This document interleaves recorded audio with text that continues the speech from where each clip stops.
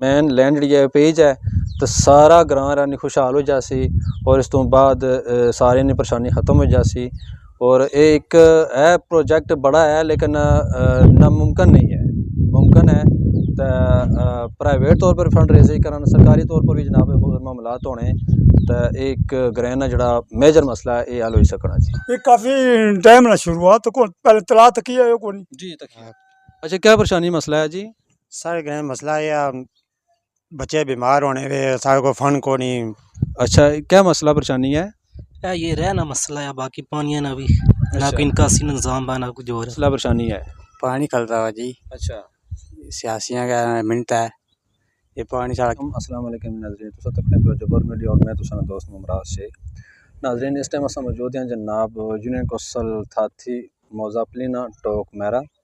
इत्थे तकरीबन जनाब 100 तो ज़्यादा घर आबाद है। उन्होंने इस टाइम शदीद जड़ा मसला है पानी मसला निकासी अब तकीज़े को जी पानी कितना खलता हो जिस वजह तो काफ़ी सारी अवाम काफ़ी सारे घर जड़े शदीद परेशानी का सामना करना पड़ा पाया। साढ़े को दोस्त मौजूद है। अस्सलाम वालेकुम जी। वालेकुम सलाम। क्या नाम है जी? मोहम्मद ज़मीर नाम है हमारा। अच्छा ज़मीर भाई दसो कि क्या मसला है, क्या माजरा है? ये मसला सर जी सामने दीवार नजर नहीं भी जी ये अब अपनी जमीन ते दीवार बनाई अपने मकान ना कम कंस्ट्रक्शन शुरू कर दिता, ठीक है जी ये पानी पहले इससे नीचे जमीन ही जाना सा सही है। जरा अब अपनी जमीन कवर करी दे ये पानी रोड ते रुकी गया, सीवरेज का निज़ाम कोई नहीं जिसकी वजह तो ये पता है रोड इस सामने नजर नहीं भी खराब होनी भी और अल इलाका ही तू गुजरना ना कोई भी रास्ता मौजूद को नहीं। अच्छा नाज़रीन ये जड़ा ग्रैन ने दरमियान विच ये मसला होना पाया, ठीक है, जिस वजह तू पूरा ग्रां रहने शदीद मुतासर आ और इस तो बाद इत्थे तरह तरह की बीमारियां जनाब होनियां पियां। लोग मतलब अपना फौत की वजह से शादी की वजह से शदीद परेशानी का सामना करना पड़ा पाया क्योंकि बाहर जाने ना ग्रां तो बाहर जाने ना रस्ता यानी तकरीबन बंद हो चुका। तो इसने विच तुसां की पता ला कि थोड़ा जिहा तुसां कम कराया भी है एक कुत्थे जी कम पहुंचिया क्या जी असें कोई तकरीबन 3% कम अपनी मदद आप कराया जरा आपने जेब विचों कीता जिसने 1 लाख रुपया चौधरी अजीम साहब सकी मुहैया किया ठीक है। उस तो बाद असां 7-8 लाख ना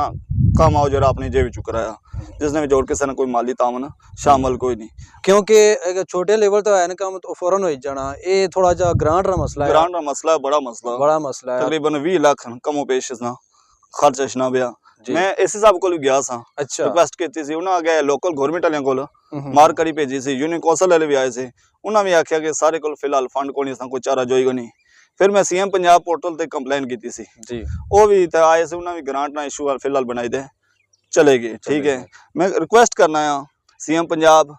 MP शौकत अजीज भट्टी साहब की और राजा परवेज अशरफ साहब की। राजा परवेज अशरफ साहब को मैं गया सा स्पेशल इस्लामाबाद इस सिलसिले उन्होंने उम्मीद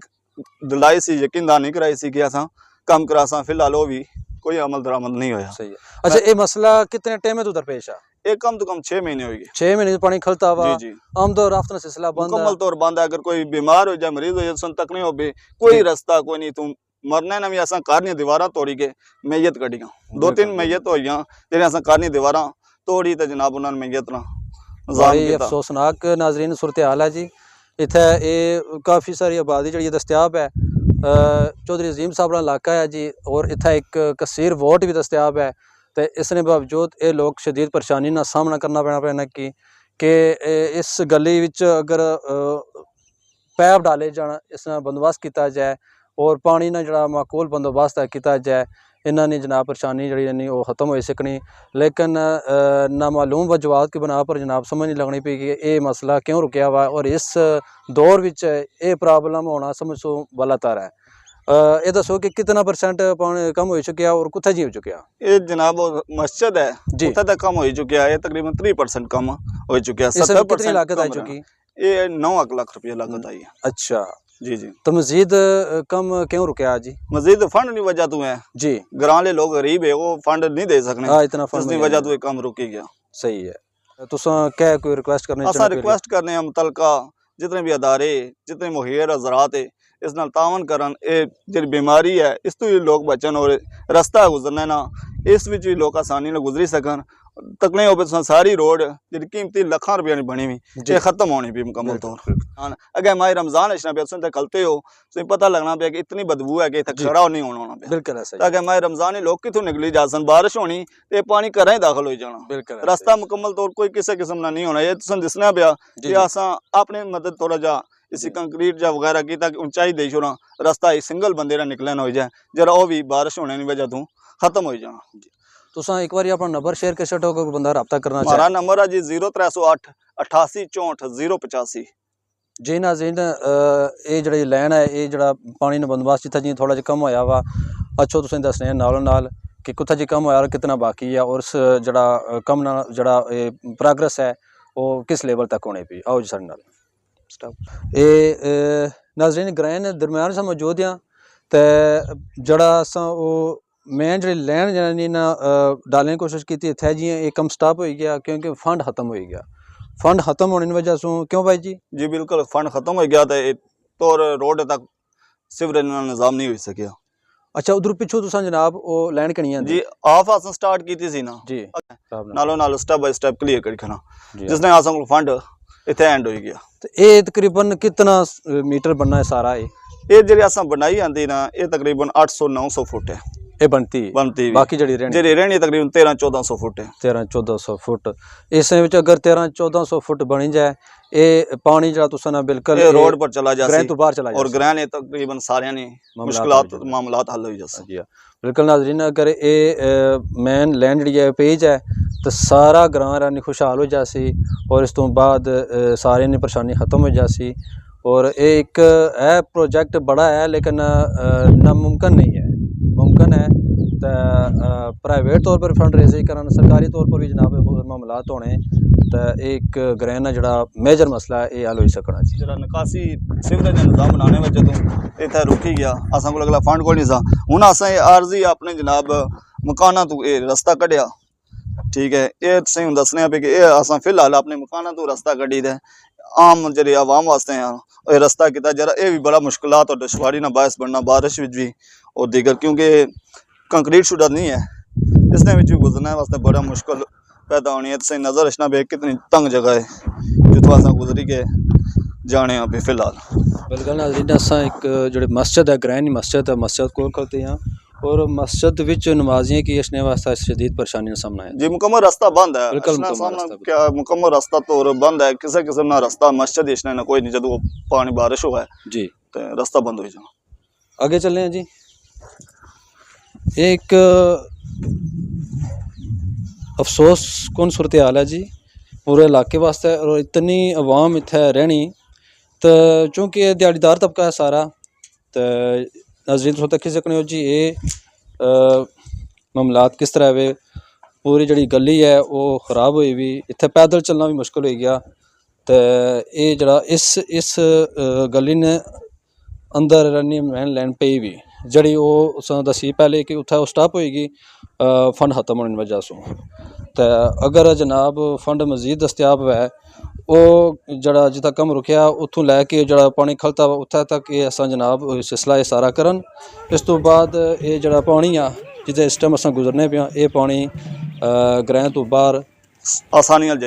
जाए सकना और इन्होंने परेशानी जी है वो हल हो सकनी और बंदे मोजी बीमारियां ने शिकार तो भी बचे बिल्कुल बिल्कुल मैं तकिया जी इत्थे एक पोलियो टीम जड़ी मौजूद है जी हमारा बच्चा खुद बीमार हो गया इससे अच्छा ट्रीटमेंट जारी है